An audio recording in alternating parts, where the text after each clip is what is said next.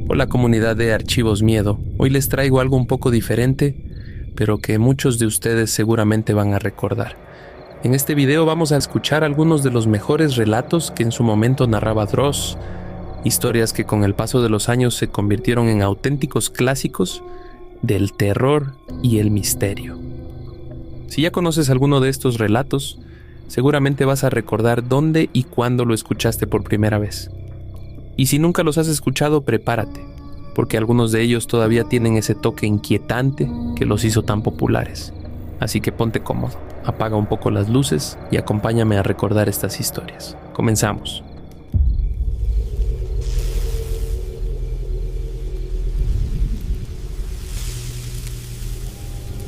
¿A ustedes nunca les ha pasado que vieron o creyeron haber visto algo con el rabillo del ojo? Una figura, algo negro, algo oscuro, y que cuando voltean rápidamente ya no está. Esta historia que les voy a contar sucedió en verdad. El consuelo que hay es que depende únicamente de que quien la cuenta está loco, pero dicen que precisamente esta persona se volvió loca gracias a esta anécdota. Era un adolescente, y a él le sucedía mucho que miraba cosas a través del rabillo del ojo, lo que nos sucede a todos, pero a él le pasaba el doble, y eventualmente el triple, el cuádruple. Según él cuenta, evitaba decírselo a sus padres porque no era la gran cosa. A pesar de que no tenía tan buena comunicación con ellos, era simplemente una curiosidad. Dice haberlo hablado con amigos, pero ninguno de ellos reportó haber vivido la misma experiencia con tanta frecuencia. Lejos de mejorar, la situación empeoró, hasta que un día pasó lo horrible, lo inevitable. Cuando giró la cabeza para ver la figura con el rabillo del ojo, esa cosa que siempre desaparece, en este momento no había desaparecido. Se había quedado ahí, sin importarle que la hubiera visto. Era alto y delgado, pero delgado hasta un extremo que era imposible. Era peor que un raquítico. Los huesos de las costillas se le marcaban de tal manera que era imposible. Su piel era aceitosa, muy repulsiva a la vista. Estaba completamente desnudo, no tenía genitales.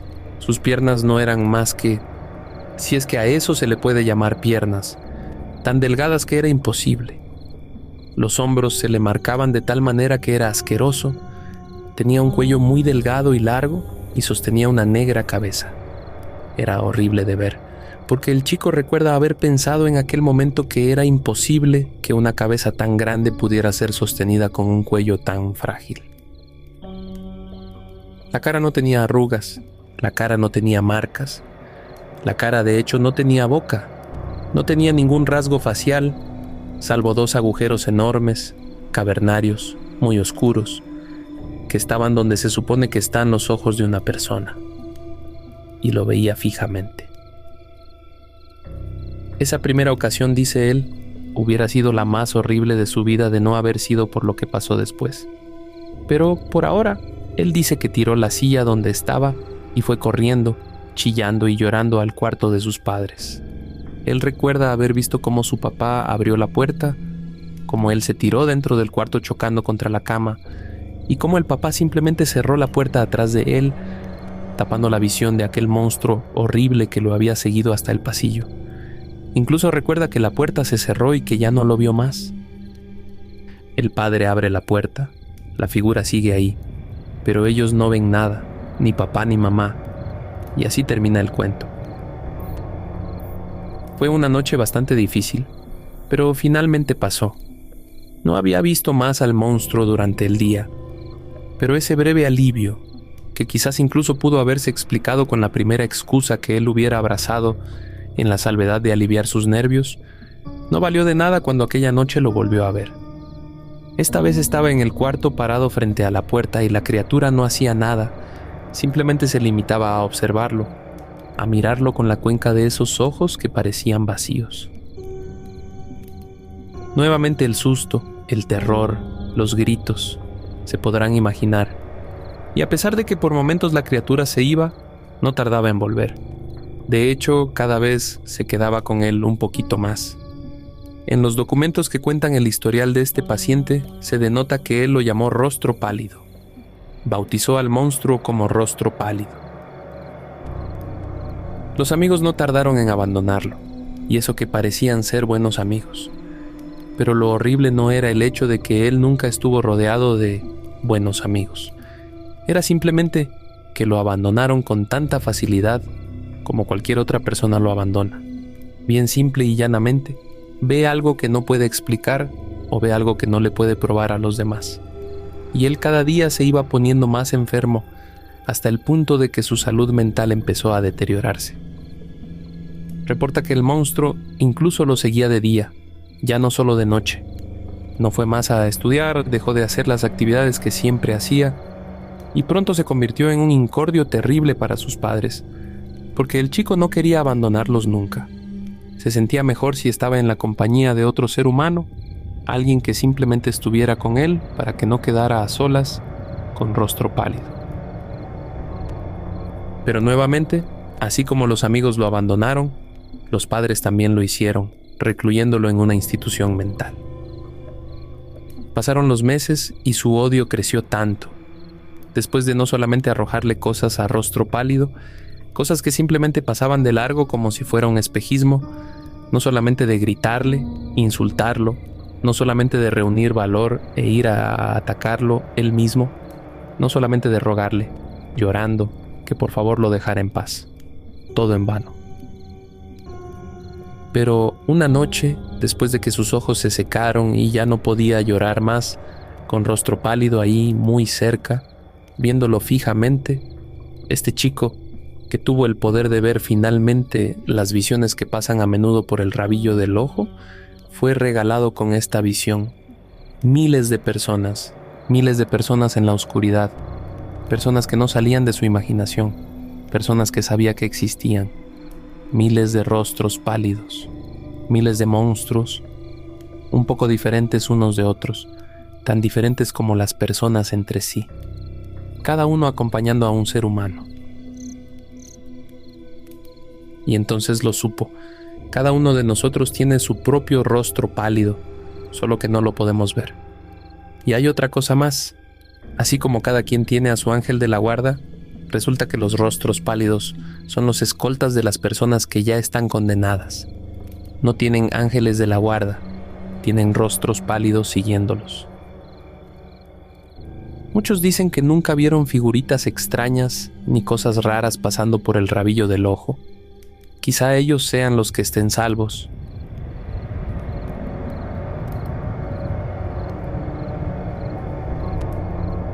Corrían los años 80 y el que después se convirtió en un paciente mental que necesitó muchos años para recuperarse de ese incidente, dice que una noche simplemente se despertó porque escuchó ruidos. Tenía aproximadamente 8 años. Era hijo único. Y, por supuesto, su terror no fue poco cuando escuchó ruidos extraños que venían de la recámara de su papá y su mamá. Pero hay algo muy curioso en todo esto. Algo muy curioso que, dicho de buenas a primeras, parece incomprensible. Pero cuando se detalla un poco más, es perfectamente familiar. Cuando tu papá o cuando tu mamá llegan a casa, tú los puedes reconocer sin que te llamen por tu nombre. Tú los puedes reconocer si escuchas su voz. Incluso el sonido que hace una persona que te resulta familiar es muy conocido, muy propio. El sonido de su llavero, el sonido de sus pasos, la forma en que cierra la puerta. Y este chico no encontró nada de familiaridad en los sonidos que estaba escuchando. Y a pesar de ser solo un niño, no era tonto. Los jóvenes no son tontos. Por lo tanto, la idea, más temprano que tarde, cuajó en su cabeza. Había alguien extraño en casa. Quizá tampoco haga falta explicarles otra cosa. Cuando alguien es tan joven, no se vale por sí mismo. Cuando alguien es tan joven, depende en un porcentaje total de mamá o de papá. Así que esta pobre criatura, en su cama, arropado hasta el cuello, ya con el sueño completamente despejado, completamente despierto, supuso que papá o mamá iban a resolver este problema. Había un extraño en casa. Así que se quedó bien calladito en la seguridad de su cama. Pero con jugar pequeños hechos, como que el sonido del extraño venía de la recámara principal de la casa, donde deberían estar durmiendo papá y mamá, y que estos no habían dicho nada a pesar de todos los golpes que se escuchaban, no auguraba nada bueno. Así que este niño se puso a temblar, y él contó con mucha culpabilidad que no hizo nada porque tenía miedo, porque estaba aterrorizado, porque su mente no podía conjurar sus peores temores. No era capaz de ello. En el fondo sabía qué esperar, pero no era capaz ni siquiera de pensarlo. A muchos nos ha pasado, y por mucho menos de lo que le pasó a él. Oyó cómo abrían la puerta de la recámara de papá y mamá, y escuchó cómo alguien que aparentemente debía ser muy pesado arrastraba algo, llevándolo hasta la mitad del pasillo, y luego otra vez. Volvió a ir a la recámara principal e hizo el viaje nuevamente arrastrando algo. Ustedes se pueden imaginar todos esos segundos. Cada segundo pasaba como si fuera un minuto. Y el niño estaba ahí, en silencio, oyéndolo, escuchando cómo arrastraban algo pesado por la alfombra del pasillo. Y cada vez se podía escuchar más nítidamente porque, mientras ese extraño daba un paso, estaba más cerca de su cuarto. Más miedo del que podía soportar al notar que este extraño había dejado dos cosas muy pesadas, o mejor dicho, había arrastrado dos cosas pesadas hasta la puerta de su cuarto. Según él, cuenta con lujo de detalle cómo se dio cuenta de ello, cómo se percató. Simplemente porque el extraño e intruso las estiraba justo en la puerta de su recámara. Temblando, con ganas de llorar, aguantando la respiración ni siquiera para gemir, porque en su culpabilidad, y aun sabiendo en el fondo que algo malo le había pasado a papá y mamá, él no quería que el extraño lo escuchara. Él no quería que le hiciera lo mismo. Se hizo el dormido. El plan calzaba perfectamente porque al fin y al cabo no había hecho ningún ruido antes. Así que simplemente cerró los ojos y trató de acompasar la respiración lo más que pudo, echando mano de toda la inteligencia que puede tener un niño. Se escuchó el gatillo de la puerta de su habitación. El extraño le estaba abriendo. El niño ni siquiera abría un poquito los ojos en la oscuridad. No quería saber nada, simplemente cerró los ojos. La luz de la luna alumbraba un poco el cuarto, pero de nada le sirvió. Quería desentenderse. Quizás simplemente quería despertar de lo que era una tremenda pesadilla que en realidad era real. Le temblaban las manos, le temblaban los pies. Quería llorar. Se aguantaba las lágrimas, pero se hizo el dormido. Y entonces este degenerado arrastró el cuerpo primero del papá dentro del cuarto y después el de la mamá. Habiendo hecho esto, y el niño sospechando la verdad, este hombre se retiró de la recámara por espacio de 5 o 6 minutos. Para terror de este chico, volvió con 2 sillas. Plantó una frente a su cama, muy cerca de su cara, y plantó la otra justo al lado. Si este extraño hubiese llegado a saber que no estaba durmiendo, podía llegar a matarlo. El niño simplemente sabía este hecho, aunque no sabía el porqué y mucho menos en medio de la desesperación. Pero todos sabemos que si le veía el rostro, aunque fuera a la luz de la luna, se podía meter en un problema muy grave. Y de alguna manera este chico lo sabía. Y se hizo el dormido. Este maldito agarraba el cuerpo de sus padres y lo sentaba justo delante de él. Este hombre entonces agarró un cuchillo, o lo que el chico muchos años después piensa que fue un cuchillo, le abrió una herida horrible a su padre y Usando 2 dedos de una mano enguantada, empezó a tocar su pared, la pared frente a la cama. Después el extraño se fue. El niño tardó media hora en llorar y a lagrimear desesperado, ya cuando en el fondo estaba seguro de que el extraño se había ido. Más tarde, como sabemos, la policía fue a la casa y se armó el escándalo. Pero esta historia no termina así. Esta historia termina en que, cuando el sol empezó a alumbrar sus primeros rayos a través de la ventana de este niño, finalmente reunió las fuerzas para sentarse. Evitó ver los cadáveres de sus padres, pero consiguió ver lo que estaba en la pared. No era un dibujo. No eran líneas psicodélicas, como él mismo lo había sospechado. Era un escrito que decía lo siguiente: sé que estás despierto.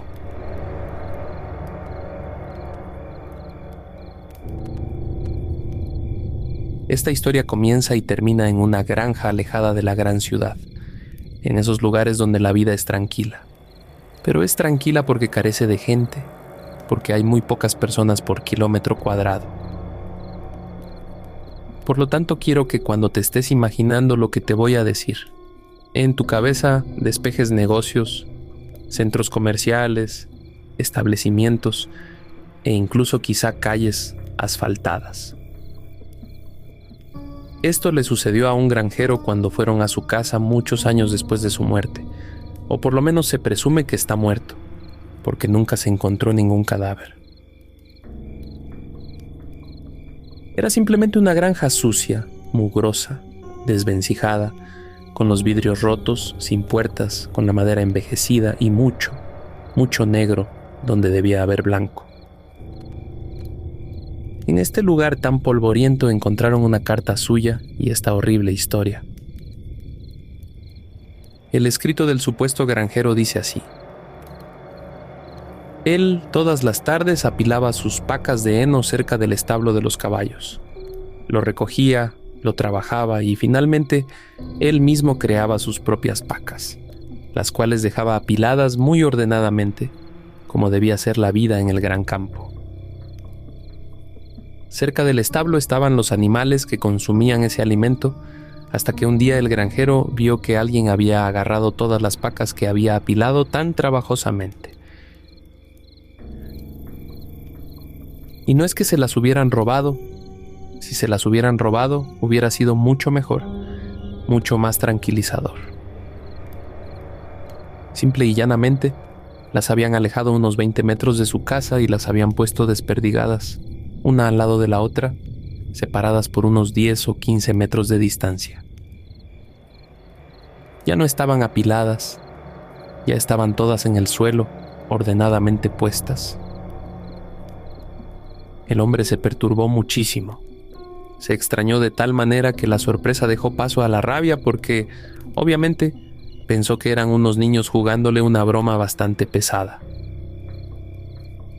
El hombre pateó la puerta, bajó por las escaleras, gritó, volvió a tomar sus pacas de heno trabajosamente porque eran muy grandes, no pesadas, pero sí grandes, y una por una las volvió a poner exactamente como estaban antes, cerca del establo, jurándose a sí mismo que, si agarraba a esos niños, los iba a tomar de las orejas y los iba a obligar a confesar. Y, simple y llanamente, les iba a contar que los iba a recibir a punta de escopeta en la casa de sus padres.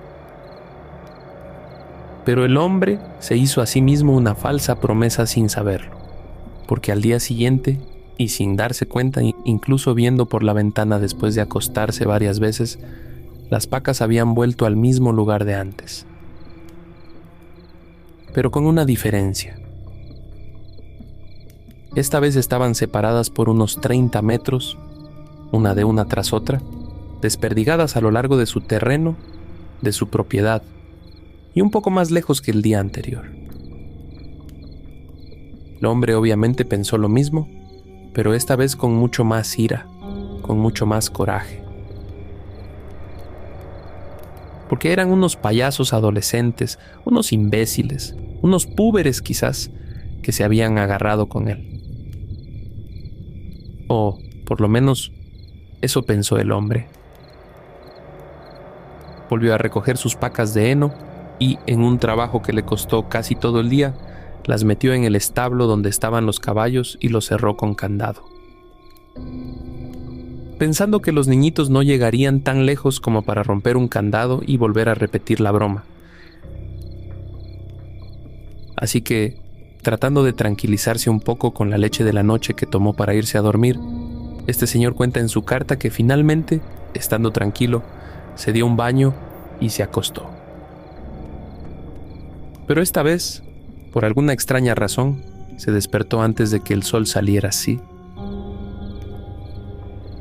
Un granjero se despierta temprano, pero él despertó más temprano.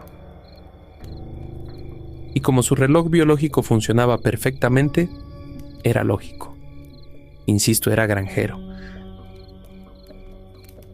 Esto le pareció muy raro.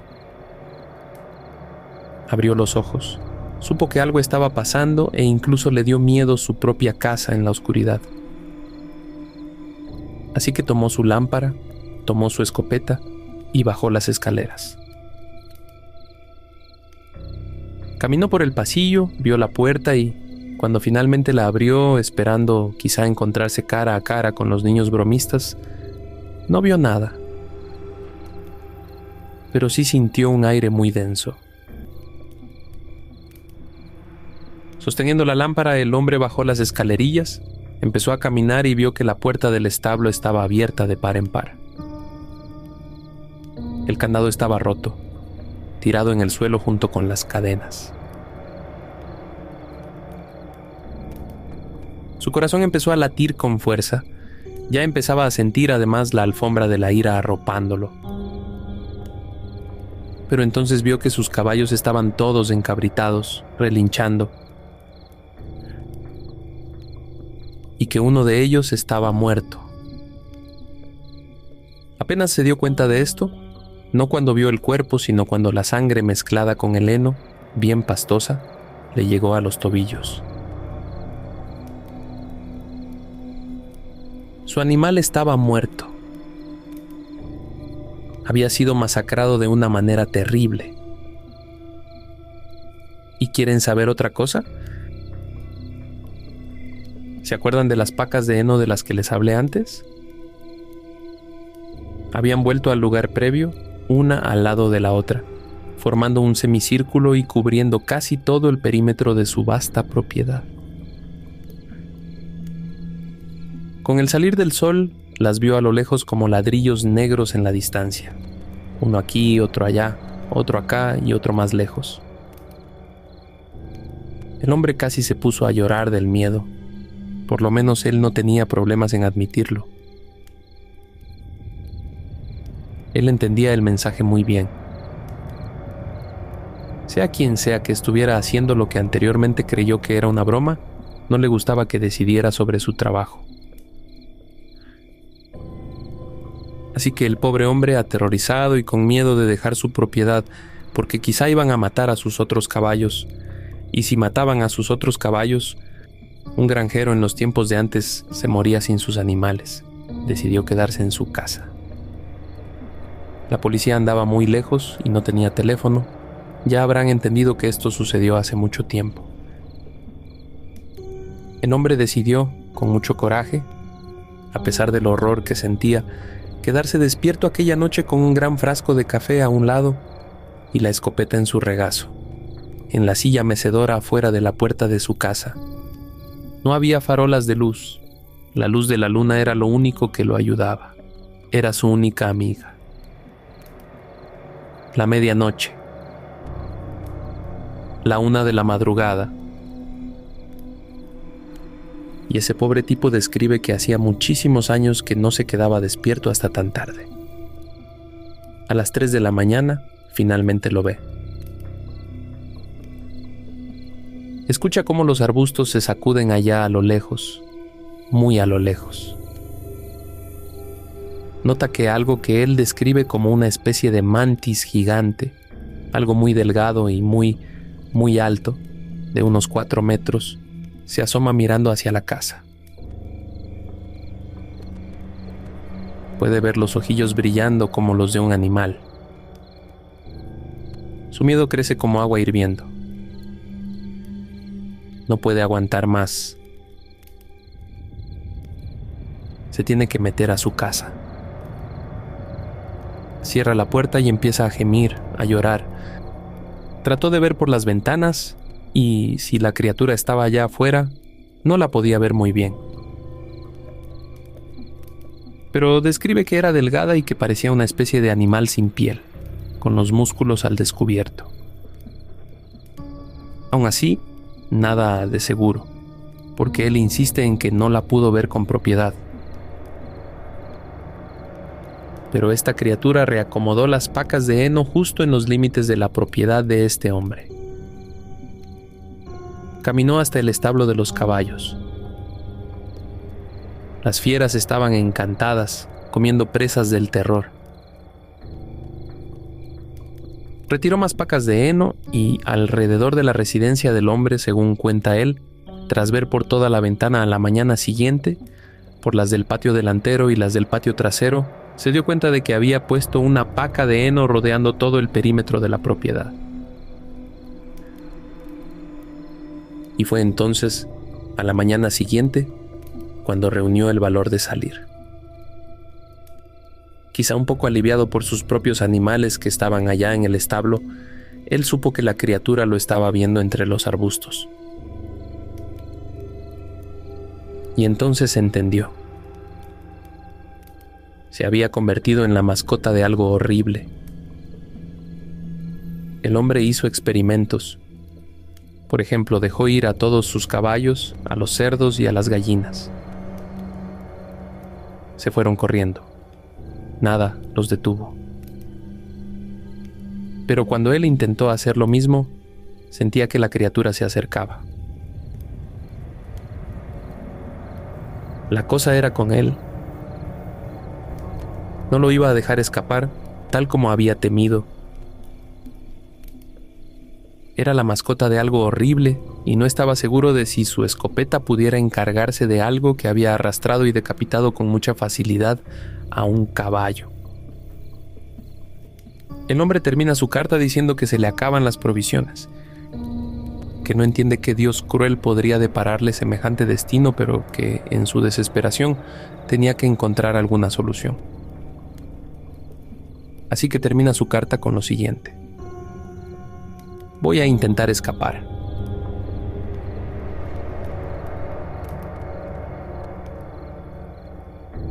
Este joven trabajaba muy duro todos los días. No tenía muchos amigos, pero estaba bien. No había nada que le doliera particularmente, pero vaya que trabajaba. Y trabajando, su único entretenimiento diario era simplemente llegar a su casa, quitarse los zapatos y tumbarse a ver Netflix. Pero Netflix se podría volver aburrido luego de que todo lo que tú hacías al llegar a tu casa después del trabajo era ver televisión. Ya se había visto todas las series, ya se había visto todas las películas, por lo menos las que le interesaban, y las que no también. Así de mucho era su aburrimiento, así de poco tenía que hacer. Y luego comenzó a quejarse de que Netflix de mi país, diariamente, no es tan bueno como el Netflix de Estados Unidos, como el Netflix de Canadá.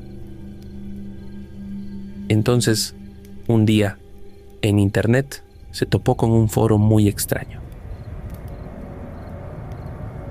Y uno de los posts de este foro fue lo que le llamó la atención.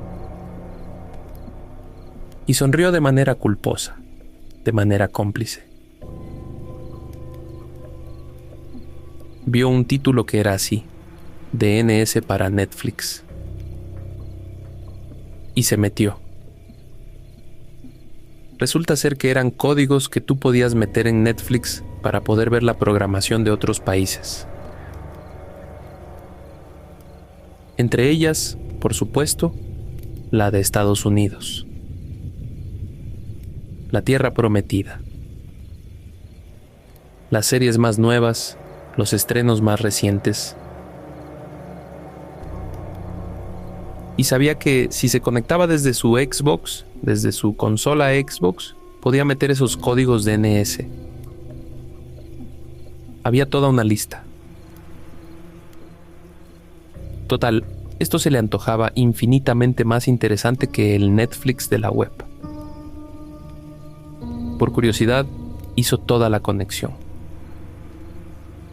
Post tras post, a la usanza de la vieja escuela, anotó los códigos de DNS en una hoja de papel en blanco, uno tras otro. Por lo menos 20. El tipo se pone frente a su Xbox y comienza con el control a meter código por código de DNS. Pero qué decepción. Empezaron a fallar. Ya estaba a punto de desanimarse, de tirar la toalla, cuando por no dejar porque la curiosidad le picaba y porque era de esas personas que creían que quizá se estaba perdiendo algo por no intentar una vez más, metió el número de DNS final de la lista. Y entró. Y ahí estaban los últimos estrenos, esos con los que él mentalmente se justificaba mientras miraba páginas con la última programación de Netflix en Estados Unidos. El tiempo de esta hora feliz estaba hecho. Y ahí estaba, el hombre en el castillo. Los últimos estrenos. Pero entonces notó que en la lista de recomendados aparecía algo que no tenía sentido. Una imagen que parecía estar fuera de lugar. Y lo que le llamó la atención es que aquello parecía un error. Un error dentro de la interfaz. Sintió curiosidad y a los pocos segundos se dio cuenta de que el título, para su sorpresa, era numérico. Decía así: 201, 175, 132, 58. Era un error. Porque él estaba haciendo algo que evidentemente no debía estar haciendo. Y entre la bandeja de recomendados, de repente se le dio por presionar el botón X. Su pulgar acarició el botón. Y, muy para su sorpresa, eso que parecía una especie de error en la interfaz se cargó en un video. Entonces se reprodujo. Por la miseria y lo asqueroso de aquellas imágenes, incluso por la grasa y los colgajos de piel que terminaba viendo en ese video horrible, el sujeto supo que aquello era real. Parecía algo muy bien organizado. Un espectáculo asqueroso, horrible, que ni siquiera había presenciado entre lo peor de la web. Y estaba en Netflix. No pudo mantener más la reproducción. Presionó el botón B. Se devolvió. Y entonces, cuando intentó hacer eso, cuando intentó volver a la bandeja de recomendaciones, el sistema se quedó completamente negro. Netflix no puede funcionar en este momento. Regrese más tarde. El sujeto no le dio importancia. Regresó a su consola y se quedó pensando. ¿Qué había sido eso? ¿Sería un hacker informático que había subido ese video a Netflix? El sujeto intentó meterse de nuevo, pero ya no funcionaba. El código de DNS que le había funcionado la primera vez ya no funcionaba. El sujeto, obviamente, puso Netflix normal. Funcionó. Pero obviamente no vio ningún show ni ningún video que se llamara 201, 175, 132, 58. Esa noche todo eso comenzó a atormentarlo. y comenzó a buscar por internet. Se metió en cuanto foro pudo, preguntando. Encontró por su historial el foro del que había extraído esos códigos DNS. Y abrió un tema. Yo revisé este tópico. Puse el link, me pasó esto y esto. ¿A alguien más le pasó? ¿A alguien más le había aparecido ese video? El video se llamaba así. En menos de 3 minutos después de que hizo clic sobre el botón, el propio moderador del foro, o el administrador, borró aquello. Y lo que había comenzado como una simple curiosidad se transformó en un misterio que él estuvo intentando investigar con mucho cuidado, con mucho tacto, durante días y días y días. Hasta que aproximadamente 2 semanas después, ocasionalmente, de hecho se dio cuenta de lo horrible que era todo aquello. El nombre del programa, anotado en una hoja de papel, era 201.175.132.58. Y ese código DNS era el mismo código de dirección IP de su computadora.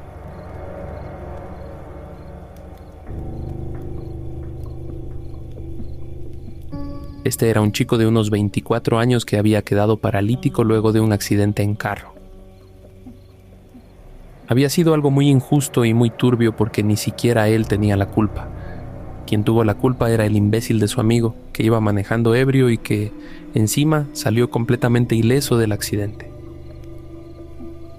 Pero él había quedado condenado a una silla de ruedas. ¿Pero por qué condenado? Uno puede ser libre si es inteligente, ¿verdad? Sí.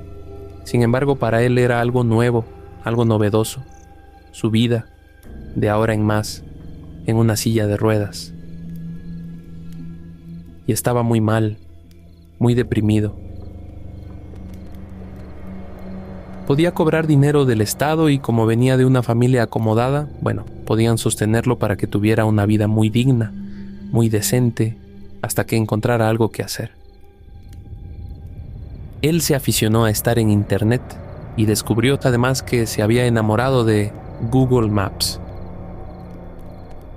Le fascinaba.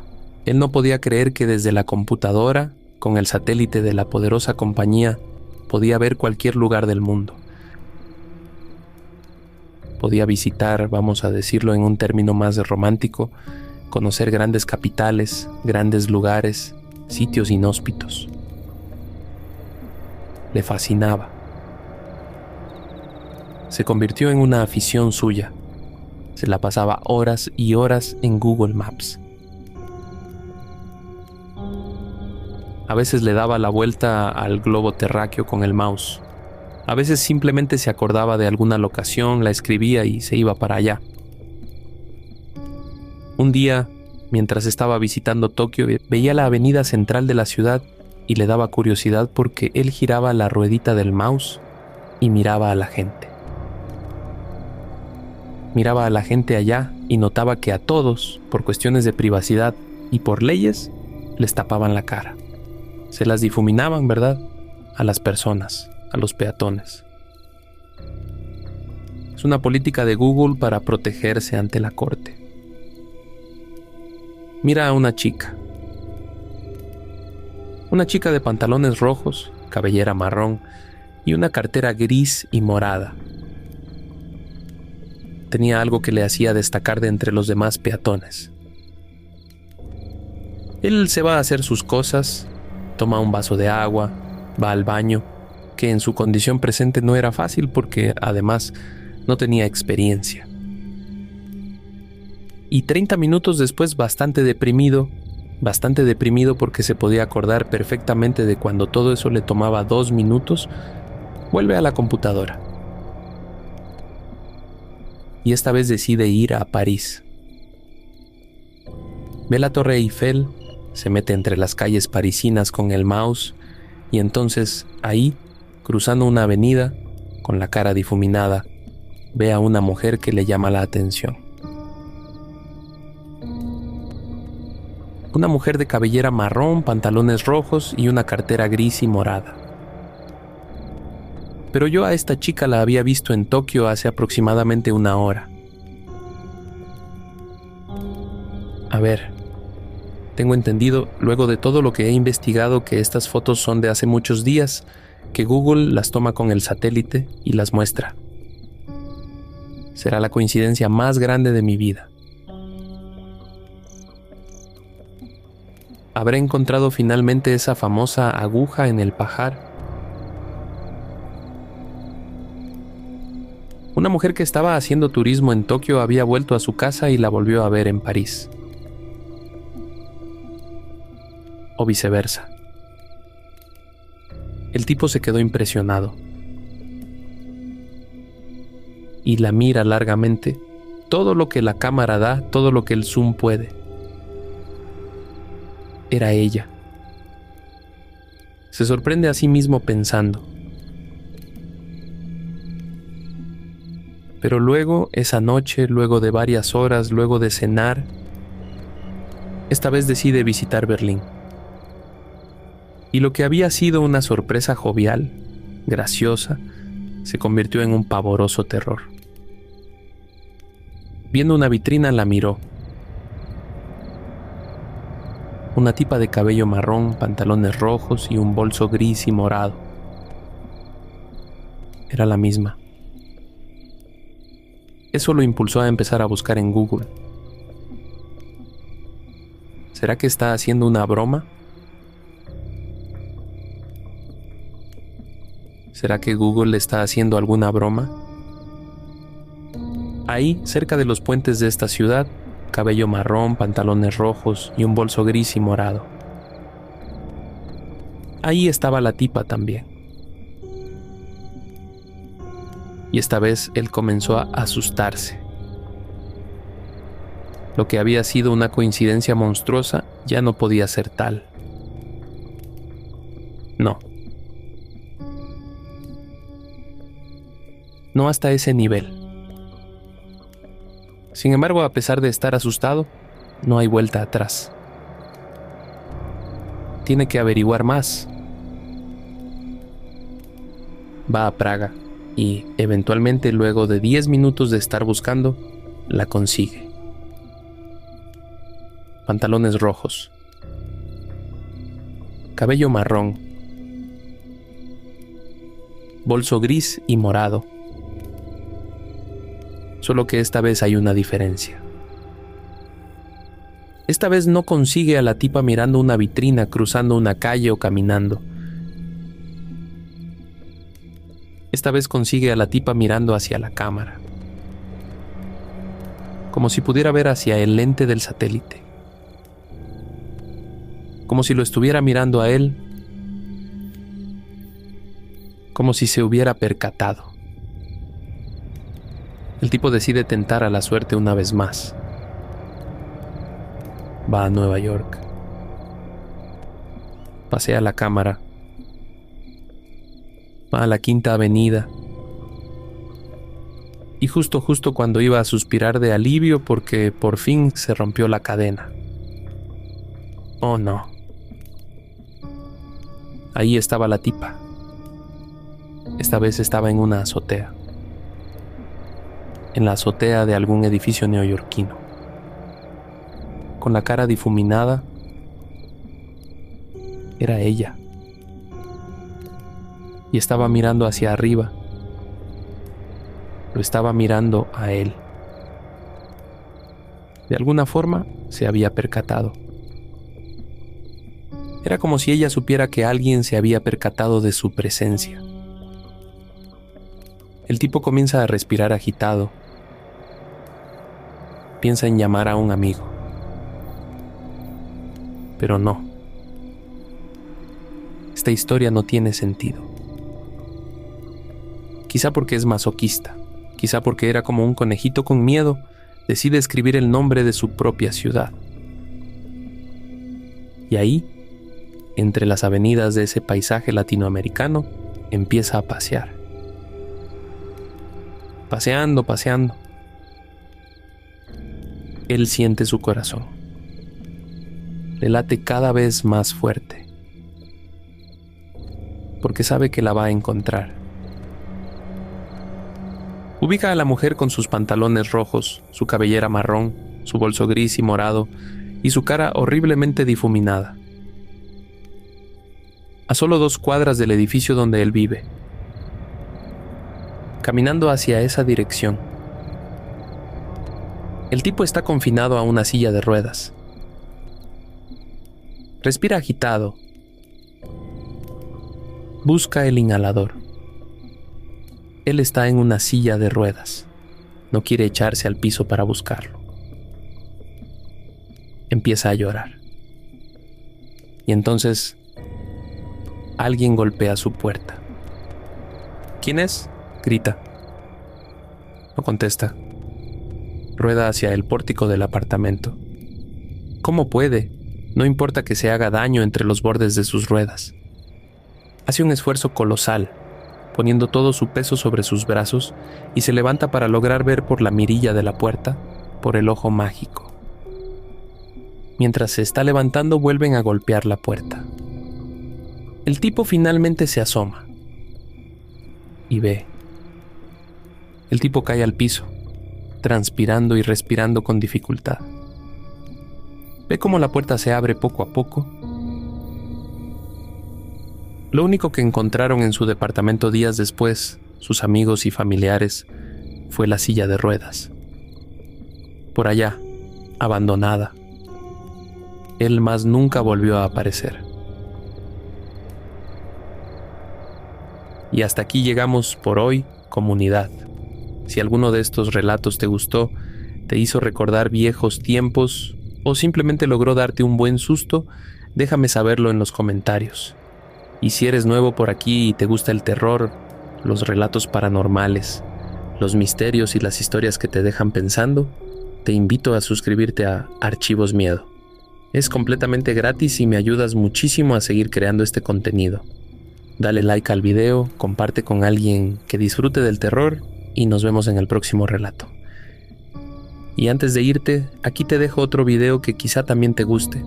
Nos vemos, comunidad, y recuerda, algunas historias es mejor escucharlas con las luces encendidas.